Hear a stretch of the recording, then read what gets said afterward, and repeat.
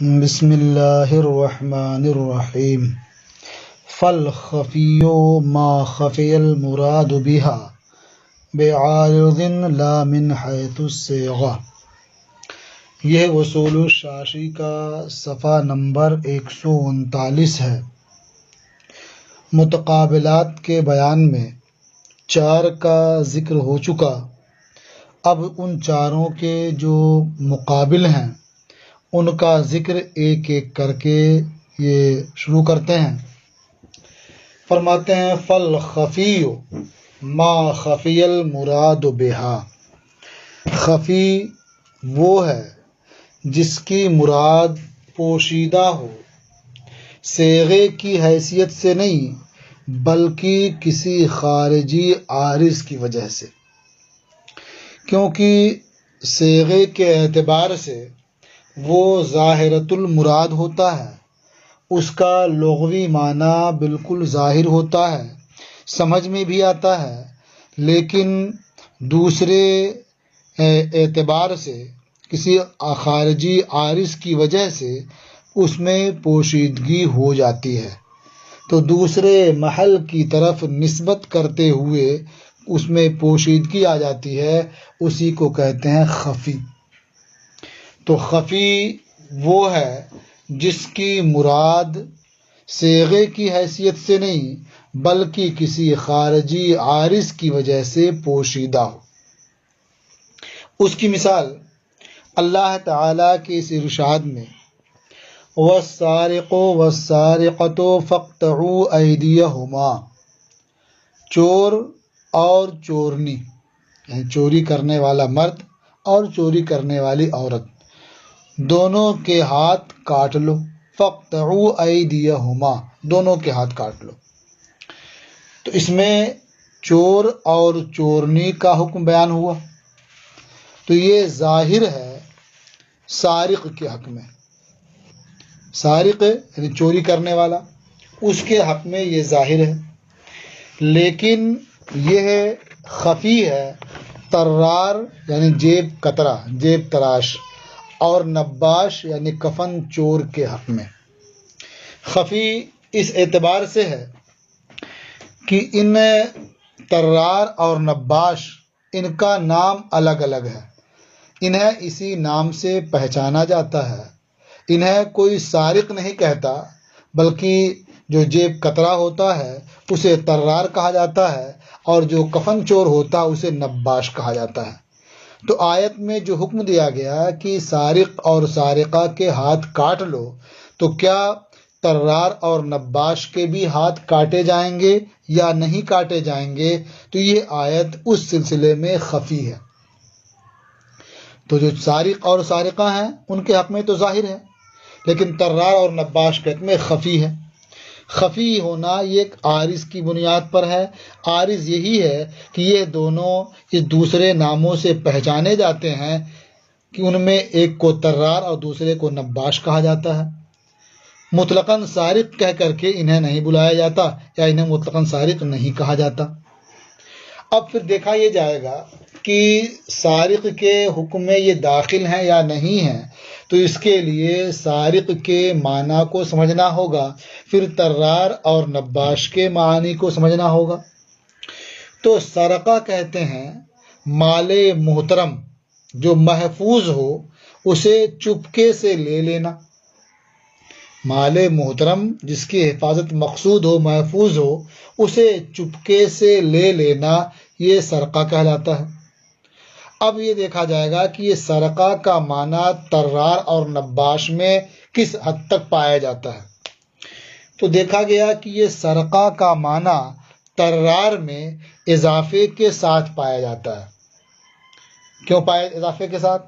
اس لیے کہ طرار بھی مال محترم محفوظ کو لے لیتا ہے چپکے سے، سارق بھی مال محترم محفوظ کو چپکے سے لے لیتا ہے، اس اعتبار سے برابری ہوئی۔ لیکن سارق جو کرتا ہے وہ مال محفوظ ہوتا ہے، مال محترم ہوتا ہے، لیکن جس کا مال ہوتا ہے وہ اس کی حفاظت کے اتنے در پہ نہیں ہوتا ہے، برخلاف طرار کے کہ یہاں جو مال کا مالک ہوتا ہے وہ اس کی حفاظت کے درپے ہوتا ہے، اپنی جیب میں رکھے ہوتا ہے، موقع موقع سے وہ جیب ٹٹولتا رہتا ہے، لیکن ذرا سی غفلت ہوئی، کہیں بھیڑ میں آیا اور جیب کترے نے جیب مار دی۔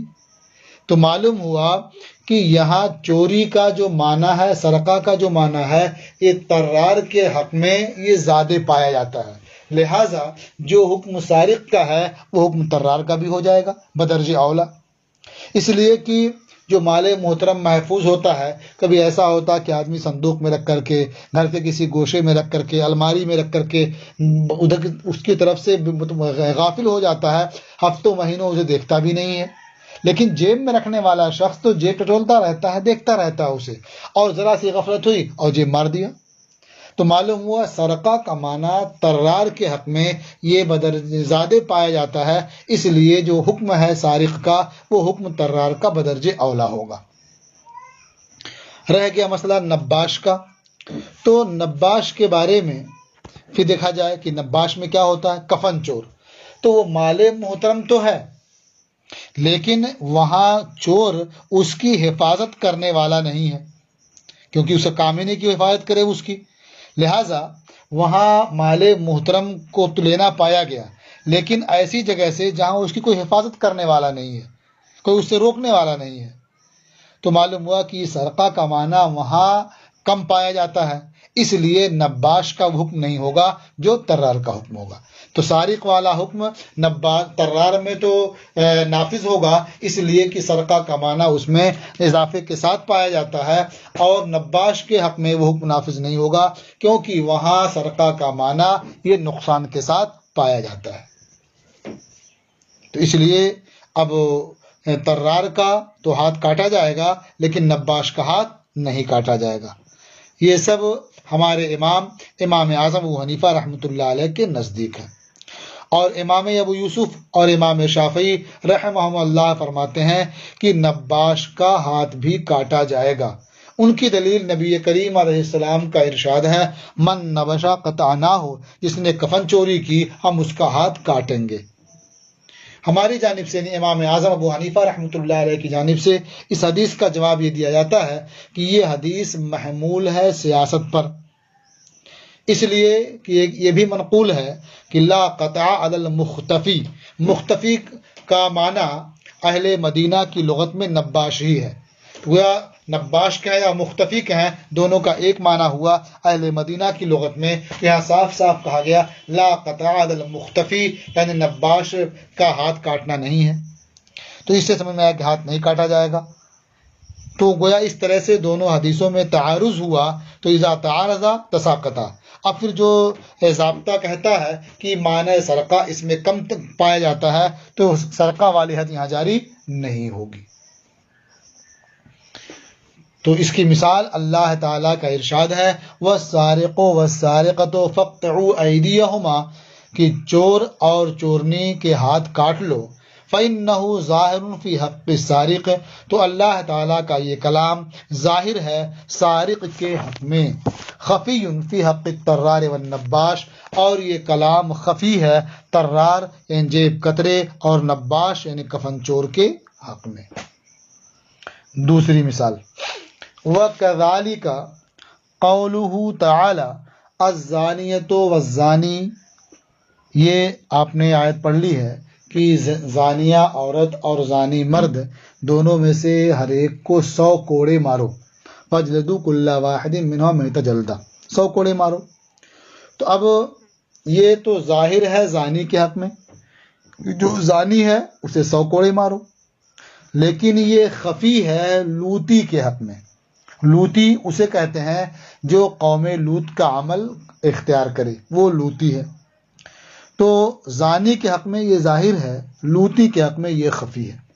اب یہاں بھی غور کرنا ہوگا کہ معنی زنا لواطت میں پایا جاتا ہے یا نہیں پایا جاتا ہے۔ پایا جاتا ہے تو زیادہ اضافے کے ساتھ پایا جاتا ہے یا کمی کے ساتھ پایا جاتا ہے، اگر اسی کے برابر پایا جاتا ہے یا اضافے کے ساتھ پایا جاتا ہے وہی حکم نافذ ہوگا، اور اگر اس سے کم پایا جاتا ہے تو حکم نافذ نہیں ہوگا۔ تو اب پہلے زنا کے معنی پہ غور کرنا ہوگا، پھر لواطت کے مفہوم کو سمجھنا ہوگا۔ زنا شرعاً کہتے ہیں کہ غیر ملک اور غیر شبہ کی وجہ سے، یعنی غیر ملک میں شبہ کے بغیر قبول میں وطی کے ذریعہ شہوت پوری کرنا، یہ زنا ہے۔ آدمی اپنی شہوت پوری کرتا ہے وطی کے ذریعہ، اور اگلی شرمگاہ میں اپنی شہوت پوری کرتا ہے، لیکن وہ محل نہ اس کی ملکیت ہے اور نہ ہی شبہ ملک ہے، تو وہ زنا ہے۔ اور لواطت میں بھی شہوت پوری کرنا ہوتا ہے، وہ بھی غیر ملک ہی میں ہے، جیسے زنا غیر ملک میں ہے، وہاں بھی ملک کا کوئی شبہ نہیں ہوتا ہے، لیکن فرق یہ ہے کہ وہ بجائے قبول کے دبر میں شہوت کی تکمیل ہوتی ہے۔ تو شہوت کی تکمیل وطی کے ذریعہ وہاں بھی ہے زنا میں بھی، اور شہوت کے ذریعہ وطی کی تکمیل لواطت میں بھی ہے۔ غیر ملک وہاں بھی ہے، غیر ملک یہاں بھی ہے، لیکن لواطت ایک الگ نام کے ساتھ مختص ہے۔ کوئی بھی لوتی کو زانی نہیں کہتا، تو الگ نام ہو گیا۔ اب الگ نام ہونے کی وجہ سے زنا سے یہ دور ہو گیا۔ اب یہ معنی زنا لواطت میں کمی کے ساتھ پایا جاتا ہے یا اضافے کے ساتھ پایا جاتا ہے؟ تو ظاہر ہے کہ یہ ہمارے امام کے نزدیک یہ معنی زنا میں نقصان، زنا کا معنی لواطت میں نقصان کے ساتھ پایا جاتا ہے۔ نقصان اس لیے ہے کہ زنا میں شہوت طرفین سے ہوتی ہے، اور لواطت میں شہوت فاعل کی طرف سے ہوتی ہے، مفعول کی طرف سے نہیں ہوتی ہے۔ تو اس لیے لواطت میں معنی زنا پایا گیا کمی کے ساتھ، اس لیے جو زنا کی حد ہے وہ لواطت کی حد نہیں ہو سکتی۔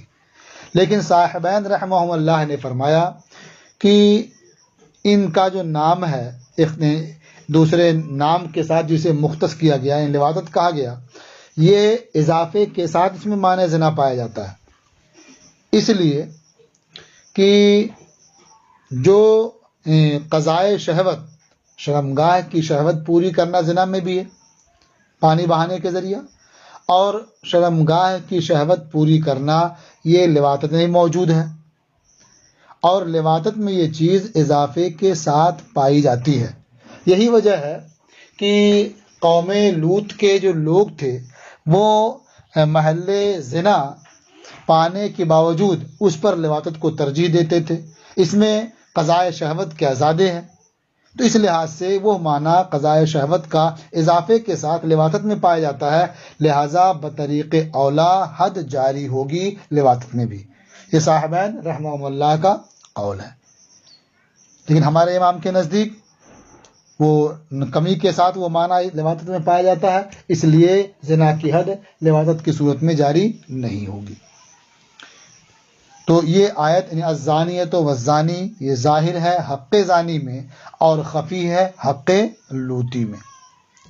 تیسری مثال، وَلَوْ حَلَفَ لَا يَأْكُلُ فَاكِهَةً كَانَ ظَاهِرًا فِي مَا يُتَفَقَّهُ بِهِ خَفِيًّا فِي حَقِّ الْعِنَبِ وَالرُّمَّانِ، اور اگر کسی نے قسم کھا لی کہ وہ فاکہہ نہیں کھائے گا، فاکہہ کا معنی اردو کہتے ہیں میوہ نہیں کھائے گا، لیکن فاکہہ ایک عربی کلمہ ہے جس کا معنی ہوتا ہے کہ وہ کھانے کی چیز جس سے لذت حاصل کی جائے، یعنی اس سے غذائیت مقصود نہیں ہوتی ہے، جسم کا قوام مقصود نہیں ہوتا ہے، بلکہ اس کا کھانا صرف اور صرف لذت حاصل کرنے کے لیے ہوتا ہے، اسی لیے اس کو فاکہہ کہتے ہیں۔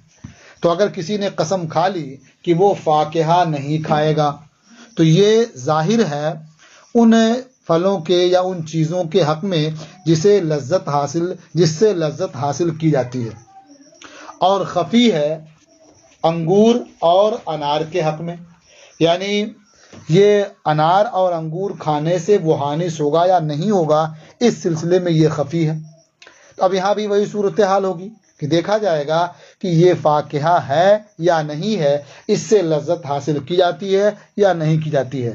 تو ہمارے امام اعظم ابو حنیفہ رحمۃ اللہ علیہ کے نزدیک انگور اور انار یہ صرف لذت حاصل کرنے کے لیے نہیں ہے، بلکہ انگور یہ غذا کے لیے بھی ہے۔ یہ اور بات ہے کہ کھانے میں لذت بھی ہے، اور ایسے ہی انار یہ غذا کے لیے بھی ہے، دوا کے لیے بھی ہے، اور کھانے میں لذت بھی ہے۔ تو یہ صرف فاکہہ نہیں ہے عنب اور رمان، لہٰذا اگر کوئی انگور اور انار کھاتا ہے تو وہ حانث نہیں ہوگا امام اعظم ابو حنیفہ رحمۃ اللہ علیہ کے نزدیک۔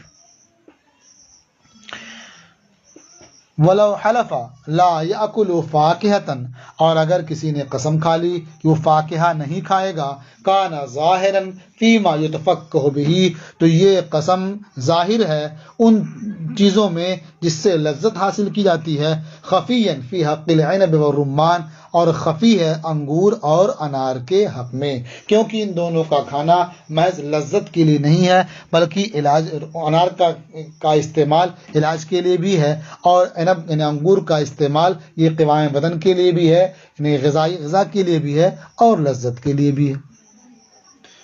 اب اس کو یوں سمجھ سکتے ہیں اپنے اس ماحول میں، اپنے سماج میں، کہ آدمی کھانا کھاتا ہے تو اس کے ساتھ سلاد بھی استعمال کرتا ہے، ساتھ میں مولی کھاتا ہے، اور ساتھ میں پیاز بھی کھا لیتا ہے، ساتھ میں کچھ مرچیں بھی کھاتا ہے، چقندر بھی کھا لیتا ہے۔ تو اس میں بعض چیزیں ایسی ہیں جو ساتھ میں کھائی جاتی ہیں، لیکن وہ نہ دوا ہے اور نہ غذائیت مقصود ہے، صرف لذت مقصود ہوتی ہے۔ بعض چیزیں ایسی بھی کھائی جاتی ہیں جو بطور دوا بھی استعمال ہوتی ہیں، مثلا چقندر ہے، کھانے کے ساتھ بھی کھایا جاتا ہے، لیکن بطور دوا بھی اس کا استعمال ہوتا ہے۔ تو جو چیزیں صرف لذت کے لیے کھائی جاتی ہیں کہ کھانا کھانے میں اور لطف آئے، یا کھانا کھانے کے بعد لذت حاصل کرنے کے لیے جو چیزیں کھائی جاتی ہیں، وہ فاکہہ ہیں، اور جن کا کھانا صرف لذت کے لیے نہیں ہے، قوام بدن کے لیے ہے یا علاج کے لیے ہے، وہ محض فاکہہ نہیں ہے۔ وحکم الخفی وجوب الطلب حتی یزول عنہ الخفا، اور خفی کا حکم یہ ہے طلب کا وجوب، یہاں تک کہ خفا زائل ہو جائے، یعنی پوشیدگی اس کی دور ہو جائے، ختم ہو جائے۔ طلب کا وجوب مطلب کیا ہے؟ کہ اس لفظ کے جو معانی ہیں، جو محتملات ہیں، سب کی تلاش و جستجو ہو، سب کے معانی میں غور کیا جائے، اور یہ دیکھا جائے کہ وہ معنی کہاں کہاں کس حد تک پایا جاتا ہے۔ تو وہ معنی جس کے حق میں ظاہر ہے، وہ معنی اگر دوسرے میں بھی اسی حد تک یا اس سے زائد پایا جاتا ہے تو وہاں بھی یہ حکم دے دیا جائے گا، اور اگر اس سے کم تر پایا جاتا ہے تو یہ حکم نہیں ہوگا۔